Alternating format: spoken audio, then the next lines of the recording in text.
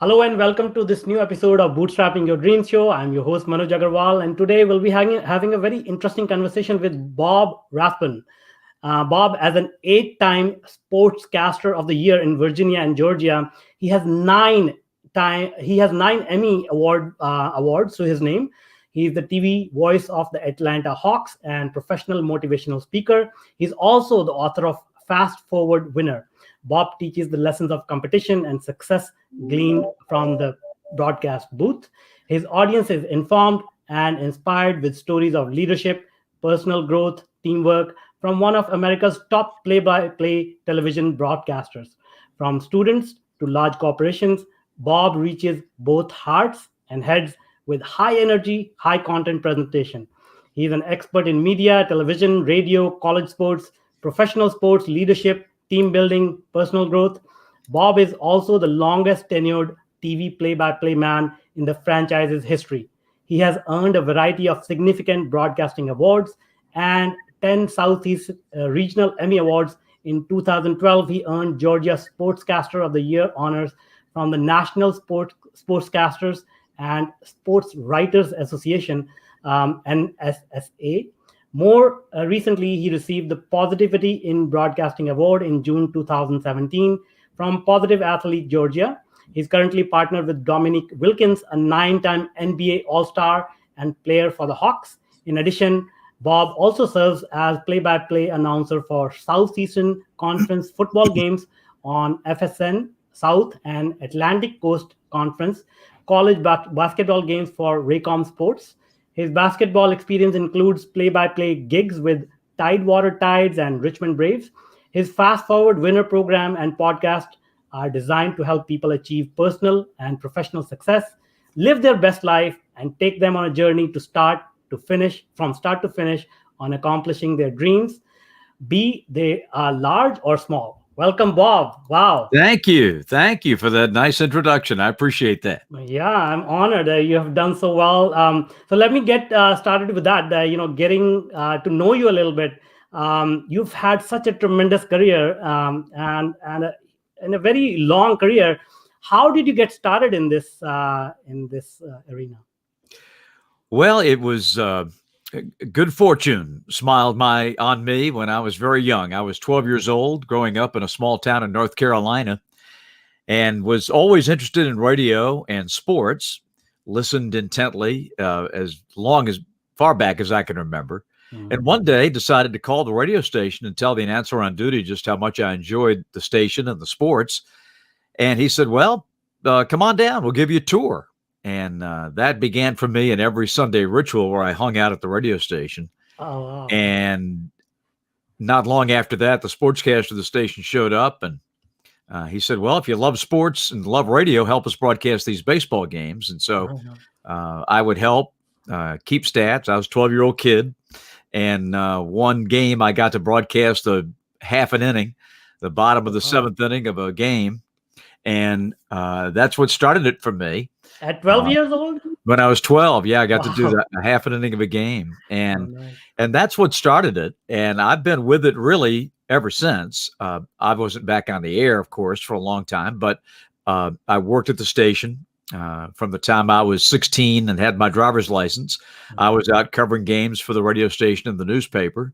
And by the time I was a sophomore in college, the sports guy left. And they asked me if I wanted to do it. And I said, of course. And so I worked full time. I went to school full time. And that's how I got started. Very atypical from a lot of people, but very grateful. That's amazing. That's amazing. Now, I have to ask, you have been doing this for a number of sports, like you said, baseball and NBA and all that. So how much of an expert do you have to be in a particular sport to be that good as you are?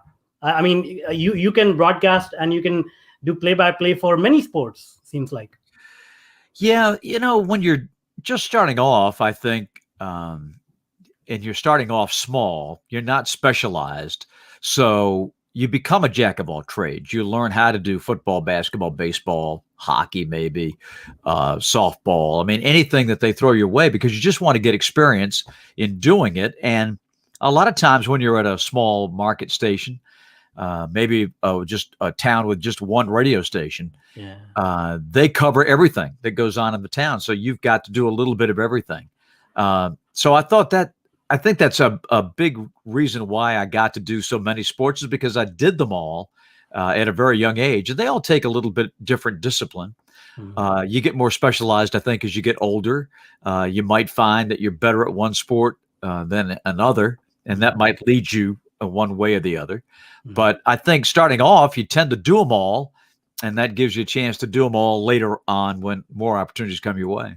Yeah. So, do you also play these sports? Like, I'm sure there are some technical things that you got to know, and you have to understand the game at a deeper level to be able to comment on that. So, how do you prepare yourself? Like, do you indulge in playing these sports and getting that first-hand experience? I think for the play-by-play announcer, playing the sport is not necessary. My athletic career peaked when I was 12 in Little League baseball, but I've been doing this ever since. Now, if you're an analyst, I think that's a different story. I think the playing of the game or the coaching of the game will lead you to better expertise than having never played it. You don't have to have played to be an analyst, but that's sort of the way the business has gone over the last 20 years or so. But to do play-by-play, it's not necessary that you have done the game, but it is important that you know what you're talking about. So I think you have to work to build up your basis of knowledge about how the game is played, because if you don't know that, then I think your audience will know right away that this guy really doesn't know what he's talking about. The expressions that you use, the strategy involved, the rules of the game. If you don't know that, then I think they'll find out pretty quickly. Yeah, for sure. Now, you have such a deep voice, such a, a very attractive voice, but you started at 12. So how did you train yourself? Like, did you do anything special to maintain that voice or develop that voice? Even when you're sort of when you're young, like the voice is like really childlike. So what was that experience like for you? Yeah, I thank you for the compliment. I always chuckle when I'm asked to tell this story, because when I did that half an inning of a game at age 12, our news director at the radio station called around to the local police department, and the female police dispatcher who gave him the information about wrecks and stuff that happened overnight. She said, "Warner, did you listen to the Legion game on radio last night?" And Warner said, "Yes, I did." "Well, who was that little girl Marty had on broadcasting the game?" So I've always been a little self-conscious about my voice, and it really wasn't until I was in my mid-20s that I felt confident with the speaking voice. And one of the great things that happened to me is I went to college in my hometown, Catawba College, and I was a speech major. And the head of the department, Dr. Carl Hales, was kind enough to kind of take me under his wing. He said, "We don't get many guys like you. You know what you want to do. So let's just cut to the chase and get you on track to do the things that you need to do to be a professional broadcaster." And working on speech and voice and diction and all those things were part of my college experience, which I think when you really consider what college should be, that's kind of it, right? Absolutely. You pick a profession and then you structure your education around that. So many people declare a major and work and then try to find a job in it. I was the other way. I knew what I wanted to do, so I had the educational background to do that. And Catawba was great to me because I did a lot of things that I was already doing professionally. I got course credit for it. I see. I would go broadcast a high school football game and record it, and then Carl would listen back to it, and that was an independent study for me. And we'd listen to it, and he'd say, "That stunk. That wasn't very good. That was pretty good. You're getting better there." And then I would go back out the next Friday night and do it again. Now, I would do the game anyway because that was my job. But it was also a college course for me. So that, I think, really ramped up my ability to do this well back then. and you want to keep getting better the longer you stay in it. But that really was very helpful to me. Wow. Okay. Now, another question here is that, obviously, as you learn these things, you have to take a lot of negative feedback. As you pointed out, somebody commented on your girly voice, or somebody said it's not good. A lot of people fold under that criticism. They basically, retrieve into a shell and say, oh, this is not for me, I can't do it. How did you maintain your confidence? How did you find that courage to keep going in face of that kind of criticism? Oh, great question. I think the big thing was, I was in my hometown, so I was accepted right from the start. I see. So I didn't have to worry about, losing my job because of my voice, and everybody knew me and I knew everybody. So, I mean, we're talking about a little teeny tiny town. So I had that advantage. But I think the big thing is, for a young broadcaster just starting off and you're getting criticism about your voice, well, there are things that you can do. See, I knew that I had to improve. So I became a speech major. And Carl, would tell me what I needed to do. And I could hear it in the tapes. He would point out, he said, well, your pitch was too high and there was no resonance here. And you spoke too quickly here, paint a better word picture there. So I got all that, and once you're out of school, whether it's high school or college, and you decide you want to do this, then that's stuff you got to pay for. But I did it as an undergraduate. I mean, I still had to pay for it, my college expenses, but still, it was very valuable training. And so that kind of shifted me onto the track of blowing through any thing in my mind that I couldn't do it. I see. It never occurred to me that I wouldn't do this for a living. So when you got that lack of doubt toward any endeavor, I think that's a major plus for you, because you're just not going to give up at the first time somebody says, you stink. So that would be my takeaway on that I was doing it. I was trying to overcome. And then, a lot of times in life, the barriers that we construct for ourselves stop us much more than any criticism from the outside. For sure. And once I got my first big job, when I left my hometown, I went to work in Norfolk, Virginia. And my first year away, I recorded a football game that I did so I could listen back to it. And I listened to it. I got home. It was a Saturday night, and I listened to it, and I said, that's not bad. That's not bad. And so I kind of knew right then that I was sort of on the track, but I was still intimidated by the great voices. We were in a radio station and a TV station in the same building in Norfolk, Virginia. And I was working with, really, really talented guys. And so there was a little intimidation factor. But, you stick with it, you hang in there, and you keep doing it over and over and over. And I was lucky that I had a voice that wasn't, that didn't turn people off. It wasn't what I wanted it to be. My voice is much better now after doing it for 40 years. But back then, I was just so happy to be in that building with those people, men and women, that were just great broadcasters, and they were mentors to me as well. Yeah, that's great. Yeah, I think that's awesome. And thanks for sharing that. But I think one deep point that you touched upon was that there was no doubt in your mind. I know, and I don't know where that came from. A couple of things happened. One, I was in that little radio station, which was a great little radio station. We turned out 4 major league announcers out of this little tiny station. One's in the Baseball Hall of Fame. Another guy does NASCAR racing and has for, 40 years. Another guy passed away now, but he did major college basketball and baseball and all this stuff. And all of us were there at the same time. I was a kid. The other 2 announcers were just starting really in their careers. But there's something else happened in the town that helped banish the doubt, and that was as you mentioned in the introduction, the National Sportscasters and Sports Writers Association was headquartered in my hometown. Oh, wow. So when I was 16, and they had an annual award ceremony where they brought in all the state winners and the national winners.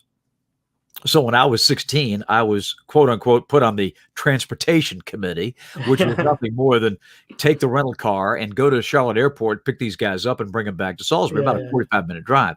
But in the back seat of my car, I had the greats, the legends of the industry. And they were, normal guys, and ladies. And they were so helpful, so encouraging. That helped banish the doubt. Like, they made it. Why can't I? Yeah. So I've never really had that, this is unattainable, or they're so good and I'm not. And I never had that. They felt like they were bringing me into the club. And I was serving an apprenticeship, but I would just naturally be the next guy. So I think that was a big part of it. I know that is so atypical, and it's not the normal. Unbelievable, churning out four people like that. So I'll be forever grateful for that, and I try to return that. I try to pay it forward. I talk to all kinds of young broadcasters and give them the encouragement that I got when I was their age to do this. Amazing. Yeah. And you rightly observed that a lot of people put the limits on their own self, given the circumstances. So that's great.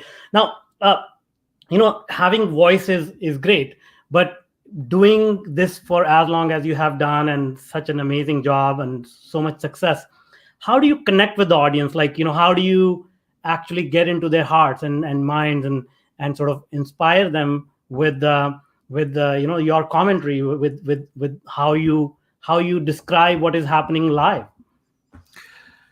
Well, I think if there's one advantage we have in sports is that the people that we're broadcasting to are fans. And when you do a team's games rather than just sort of a national game, they care passionately about your team. And if you're their announcer, well, you're their guy. And they're relying on you to tell them about their favorite team. So there's just a connection that you automatically have. Now, if I was doing a national game, and I just parachuted in, I would not be a fan of your team. I would just be there to call the game. So you don't have that connection with the audience like you would normally have. I think one of the big things is to realize that you are that conduit. The fans watching want to be where you are. They want to be sitting at the game, on the court. They want to travel with the team. They want to be in the locker room. They want to get to know the guys, all of that. And they'll never do that. 99% of the audience will never have that opportunity. So I'm sort of their guy, I want to go into the locker room and talk to our players and our coaches and tell their stories and give the fans the things that they want to hear. And I think that builds that heart connection, It's a very emotional connection. You live and die with the wins and losses, as any fan would do. And it just cements that relationship that you have with the fans, because this is my 25th year doing the Hawks. So I've got people now that are second generation that have been listening to me since they were 5 years old, and now they're grown adults and they've got their own kids. So there's a lot of people in my audience that have never heard a Hawks game broadcast by anybody else but me. So, it's a big responsibility, but also makes it a lot of fun too. For sure. Now, that's really interesting how you projected it and how you sort of take it upon yourself to let the audience live vicariously through you, and sort of get that behind the scenes experience. But when you started, radio is a one-way communication. So how did you get that feedback? I mean, these days it's easier, like, you can get that feedback through the internet, through the emails and things like that. But I'm sure that was not the case when you started. Like, can can you describe to me how did you figure out what is working, what people like, and without that constant feedback coming from the audience? Yeah. Well, back then, and I believe it was a blessing, there was no internet. There was no social media. Thank God. And because starting off, what you would have to do is just record your games and let somebody listen to it. So they'd have to take the time to critique, what you did. It's so different today than it was back then. So you really had to make an effort, and somebody had to really be a caring soul to, give you pretty good feedback on what your broadcast was. You would get also feedback when you applied for other jobs. I see. You'd send the program director of the radio station your tape, and there'd be 100 other tapes sitting on the desk. So you're hoping that yours stands out. But that was basically all the feedback that you got, other than your friends, or, if you said something out of line, they're calling the station and complaining. But it's so different today when you got the immediacy of the internet and social media. They'll let you know right away. Yeah. And you'll know right away. But you gotta treat those imposters both the same. The good and the bad, because neither really should affect you. For sure. To be independent of the good opinion of others is quite a task, because it's easy to be independent of the bad opinion of others, but it's not so easy to be independent of the good opinion of others. And that's something you have to work on, because you can get a little carried away when people are, slapping you on the back and telling you how great you are. You're only really as good as your last broadcast in this business, because everything these days is recorded. Everything is readily accessible. You slip up and social media is there to pounce. So you really got to be on your toes. But it is so different today than it was back then. I'm glad I grew up when I did. Yeah, I'm sure. I mean, every generation has their own sort of challenges and pros and cons. But yeah, I mean, I find it fascinating because I grew up in the digital age, and as you said, like, you get immediate feedback, whether that's worked or not, and tons of it, and most people on the internet are not very kind. So it's really challenging. I have a cure for that, I think. Oh yeah, please do share. You have to have identification to get an account. You cannot post anything anonymously. I think that would end 95% of this nonsense. When you got to put your name to something,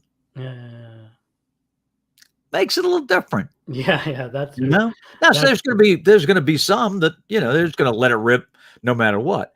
But when you got to put your name on something like that, when you're, just eviscerating someone on Twitter or Instagram or something like that, now I know where you are.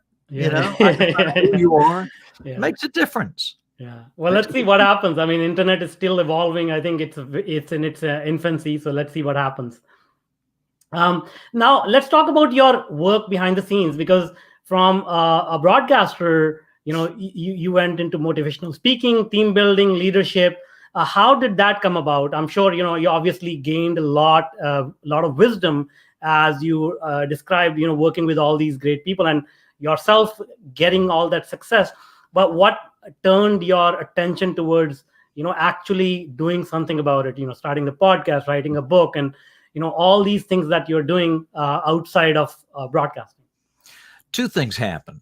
Number one, I was always a big fan of speakers. I was very much into motivational tapes, back then cassettes, business, some of the master motivators, and I would listen to their tapes and really got hooked on, boy, that really is a great delivery.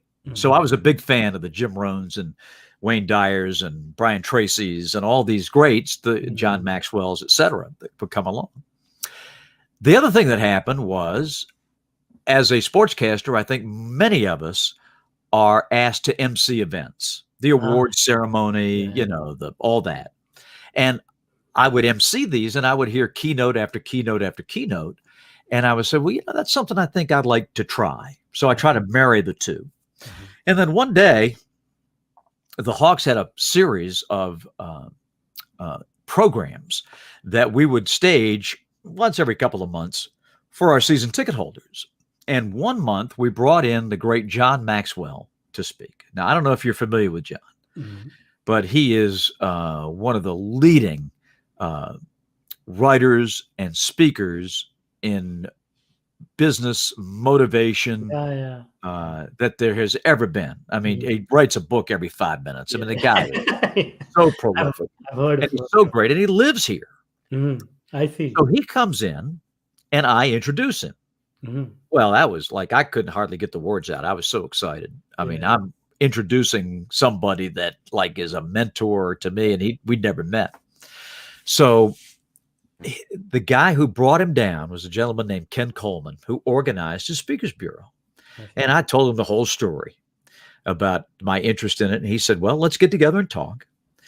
And that led me to first being the voice of John's monthly mentoring program. Oh, wow. Okay. Yeah. So I would introduce him each month on his cassettes and his tapes and stuff. And then he formed a Speakers Bureau where we would take John's teachings and go out into the marketplace. What would happen is the companies would call and they'd ask for John, and John would tell them what he charges. And then they would say, well, do you have anybody else? It's a little cheaper. And that's where I would come in. And there were about 7 of us that would go out and speak when John had a conflict. So we would take his stuff, and you can't see it behind me, but I have the entire John Maxwell collection of all of his books and all of his tapes that I used for reference back then. So that's how I got into the speaking end of it. And then from there, got involved with the National Speakers Association and how to build, because I found out very early that speaking is one thing, the business of speaking is something else. And you've got to know both to get booked and stay booked and what to charge and how that. And then the platform skills is something else that you got to work on. So that's how I got started in the speaking business. Amazing. And so how does the Fast Forward Winner program work? I am assuming that's part of what you were just talking about. How does that work? Well, it was the answer to the questions that I would get along the trail. So many times I would be asked at a high school, college job fair, or speaking to the journalism class, or speaking to the broadcasters. And they would say, we want to be just like you. We want to do play-by-play and be on TV and blah, blah, blah. How did you get started? How do you do this and all that? And I said, I need to write something down because I get this question 1 million times. And the Fast Forward Winner was an outgrowth of that. I see. And I tried to meet the students halfway. It's basically for young adults, but it really is for anybody transitioning in a job, whether it's a veteran, you name it. It's really for anybody. It's a 6-step process. But basically, it was my story getting started. Got it. And what I try to relay and impart on the students is, it's in these 6 steps, there are 3 that are inward and 3 that are outward. The inward ones are the retrospective. You've got to take a look inside your soul and say, what is it I want to do? What am I good at? And what do I think I might get paid for maybe one day? And it could be a hobby. It doesn't have to be a job. And then privately, you put this together. And I emphasize that because the feedback I was getting from so many students and young people was, I wanted to be a singer. I wanted to be a dancer. I wanted to do this, da-dee-da-da. But when I told my family, they shot it down. Who are you kidding? You can't sing. You can't do that. I said, well, let me address that. So do those 3 things first, of awareness and what you're good at, and get tested, or take it to someone, whatever, before you tell the world what it is you want to do. But after you tell the world, then you've got to tweak it and adjust and get better. That's the feedback part. Yeah, exactly. Right? So it's a 6-step process to come out at the other end with something that is tangible, that you might be able to take to the marketplace, or you might want to do just on the side. If you wanted to be a speaker, if you wanted to be something in the public domain, start privately, take it public, and then work on it. Because That's I do believe that all of us have something in us that is going to be our gift to the world. It's up to us to figure out what it is and get it out there. Yeah. And there's been no easier time than the present to get that word out there. You can build a platform. All it takes is one of these. Yeah, exactly. A microphone, a camera, and a website, and you can say whatever you want, however you want to say it, and put it out into the world. Yeah. So obviously, I'm asked to do that, give advice about that from a lot of people in broadcasting or speaking, what have you. And so the fast forward winner, just to make a very long answer to your question, is just sort of the outgrowth of all the questions that I was asked of how do you do this? Yeah, no, that's a lot of wisdom right there. And it sounds like it's making a huge impact to people who are following through with that. That's well, I hope so. Thank you. Yeah, for sure. Now, you started at a very early age, and it seems like you absolutely loved what you did. Even if you were not getting paid, I'm sure you would have done that. Did you ever strive to rise to this level of success and recognition, or it happened organically because of your love for what you did? Yeah, I think it happened organically, but again, not to go over plowed ground, but the banishment of the doubt.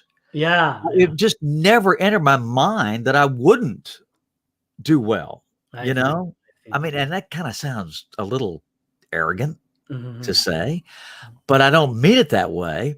It was just, I was lucky that I was encouraged by so many people that, okay, let me just learn technically how to do this, and then let me try it. I mean, I worked for $5 a game until I was 25 years old. I mean, it's not like it was a get-rich-quick scheme by any means. But you stick with it, and you get a break, and somebody believes in you, and you move up to the next thing. One of the things that happened to me was the timing of cable television. In the late 70s, early 80s, it was just starting to take hold. And that's where regional sports started to boom. And all of a sudden, all these games are on TV, and they needed announcers. So the marketplace, exponentially increased because you just had to have so many people, because these regional networks were programming sports 24 hours a day. When ESPN broke through in 79, everybody was saying, sports on television 24 hours a day? Yeah. Who's going to watch that? Yeah. Well, you see what happened. Exactly. And then the outgrowth of the regionals, so your local team, the Hawks, the Braves, and all had their own time on the network. So they needed announcers, and I started getting into TV on that end. That's great. That's awesome. Now, you did mention that a lot of things are changing, and obviously in the last year we've had a massive change compressed into a few weeks. And you were sort of at the center of this because sports arenas and sports activities have been affected. What do you see as a long-term effect of this event moving forward? How do you see? Are there going to be any just like you were describing 24-hour news channel? Like, do you see like major shifts happening in sports industry due to what's happening? Yeah, I think too, and we're starting to see them already. I think number one, from the way that we produce the games, technically, the pandemic has sadly driven this in-house. When we go do an NBA road game, we take a producer, director, graphics person with us, but they found out that they can do that job from their home. So I doubt that those folks will ever travel again, at least at our regional level. Okay. The announcers will always travel, I think, at least at the major league level. Now, colleges might be different as a cost-saving measure. That will sure to change. But I think from the NBA standpoint, the announcers will always be on site because it's so difficult for us to call these games off of screen. For sure. The other shift that's happening in our business is streaming. People now consume almost as much television, by watching their iPad or watching Roku or, whatever the case may be, whatever the streaming device is, that is how they're consuming our product. And the days of having a cable as your only outside source for non-broadcast programming is a thing of the past. Now, sports is coming right along with that. And the big boys really don't care whether you stream it or watch it on cable or satellite TV, because the way this thing is working, you've got to have some sort of cable account or you've got to pay for it a la carte. So they're still getting your money. Okay. Yeah. You might not paying a cable bill, but you're still paying, when you lump them all together, you're still paying about the same amount of money to get the programming, if you add up all the streaming services. Yeah. So that shift has taken place. I see these stories that come out that say, the college basketball or the college football playoff, the viewership was down 40% on cable from the previous year. That may well be true. But what they don't tell you is that more people watch the game because they're watching it on their phone. They're watching it on their iPad. And when you combine the two, the number is the same, if not greater. You can go international. We can watch it. The NBA has proven that. My games, my broadcast of the Hawks game last night was available in probably over 200 countries. Wow. With streaming and League Pass and all that. So I chuckle when I hear, well, you just do a local broadcast. Okay. It's going to 200 countries around the world. That's not a local broadcast. Exactly. Every game that we do is a worldwide event. And the NBA is the leader in that. We are the envy of all the other sports because the baseball is pretty much just the United States and Canada, a little bit in the Pacific Rim, Japan's big baseball, but worldwide, not so much. The NFL is just this country, Canada, a little bit of Mexico, but not a whole lot. It is just a North American phenomenon. Nowhere else in the world do they play it. Do they really watch it? Hockey, a little more world base, but the NBA, everybody plays basketball. It is a worldwide game. And so our platform reflects that, Exactly. NBA players were in North Korea for all the places. Players from around the world that play in our league. It's great. And it is worldwide appeal. Second only to soccer in its international appeal. Yeah. Amazing. Thank you so much. Well, this has been great. Thank you so much for you're welcome. Sharing your thoughts, coming onto this podcast. I had so much fun, learned a lot about a new industry. Now, before I let you go, can you tell us if people want to get in touch with you, how can they reach out? Absolutely. From the business standpoint, I'm on LinkedIn. Bob Rathbun, you can find me anywhere, just my name. But I'm on the social media platforms. Twitter is Bob Rathbun TV, same for Instagram. Those are the two main ones to reach me on.